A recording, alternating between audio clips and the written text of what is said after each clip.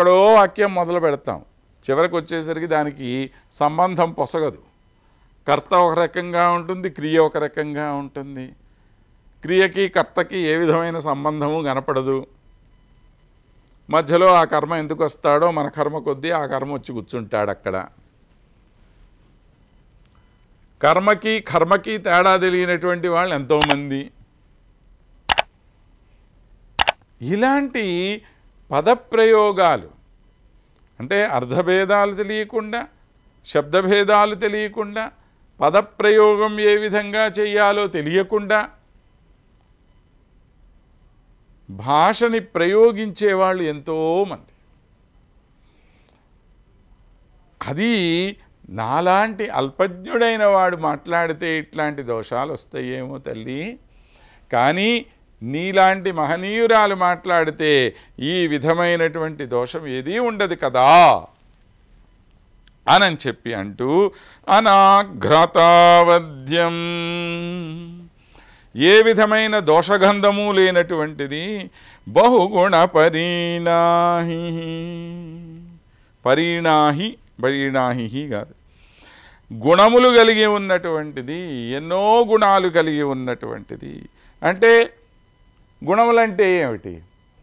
ఎన్నో అలంకారాలు కలిగి ఉన్నది అన్నాడు. అలంకారం అంటే మనం ఇంతకుముందు కూడా చెప్పుకున్నాం. ఒక పదాన్ని, ఒక వాక్యాన్ని లేదా ఒక పదాన్నైనా కావచ్చు, చక్కని రూపంలో, వాక్యం రసాత్మకం కావ్యం అన్నారు మహానుభావులు. ఒక్క వాక్యాన్ని చక్కగా రసపూరితంగా చెప్పగలిగితే అదే గొప్ప కావ్యం అయిపోతుంది అన్నాడు.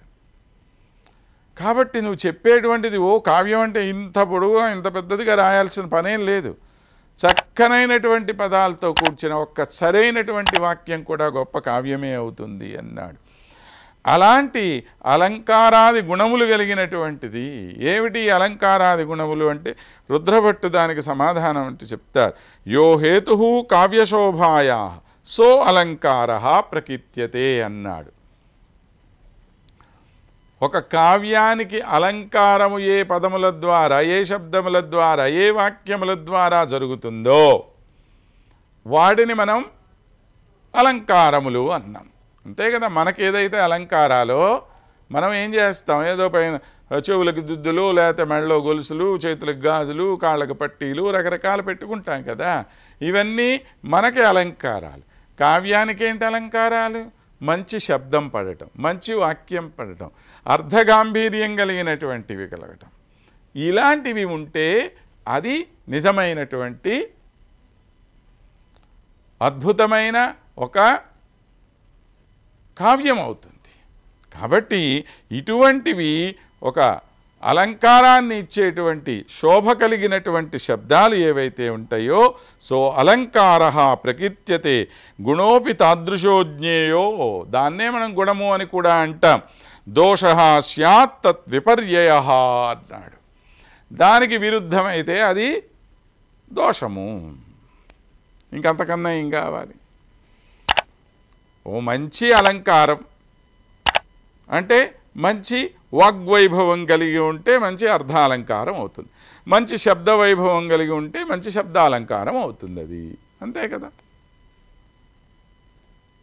కనుక అలాంటి పదాలు పడి ఉండనటువంటిది ఉండాలి. మనసో సౌహార్ద్రం దుహానం, రసికులైనటువంటి వాళ్ళకి మనస్సుకు ఆహ్లాదాన్ని కలుగజేసేది ఒక్క వాక్యమైనా. మనం ఇంతకుముందే చెప్పుకున్నాం, వాక్యం రసాత్మకం కావ్యం అని చెప్పి అంటున్నాం. ఆ రసపూరితమైనటువంటి మాట ఏదైతే ఉంటుందో అదే ఒక అద్భుతమైన కావ్యంగా తయారవుతుంది కదా. పరిచితమివాథాపి గహనం, పైకి ఎలా ఉండాలి? అది సులభంగా అర్థమైనట్లుగానే ఉండాలి, కానీ దాని లోపల ఎంతో అర్ధగాంభీర్యం ఉండాలి. దీన్ని ధ్వని ప్రధానమైనటువంటి కావ్యం అంటాం. ధ్వని ప్రధానం అంటే శబ్దము యొక్క అర్థం ఒక రకంగా ఉంటుంది, దాని లోపల పరమార్థం ఇంకో రకంగా ఉంటుంది. ఉదాహరణకి మన గోదామాత అనుగ్రహించిన తిరుప్పావై గ్రంథం ఉంది. తిరుప్పావై గ్రంథంలో ఒక్కొక్క పాశురము ఎంత అర్థ గాంభీర్యాన్ని కలిగి ఉంటుంది, ఎంత ధ్వని ప్రధానమైనటువంటి విషయము అనంటే ప్రతి శబ్దానికి పైన మీకు చూస్తే అర్థం చాలా సులభంగా ఉంటుంది.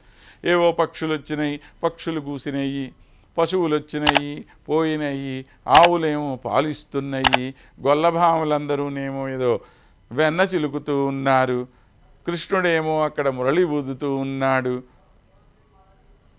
ఆయన ఏదో ఒక గుహలో నుంచి వస్తున్నటువంటి సింహంలాగా నడిచి వస్తున్నాడు. ఓ చిన్న అలంకారం ఇక్కడ, అంటే ఇంతకుముందు దాకా మనం మామూలు పదాలు చెప్పుకున్నాం.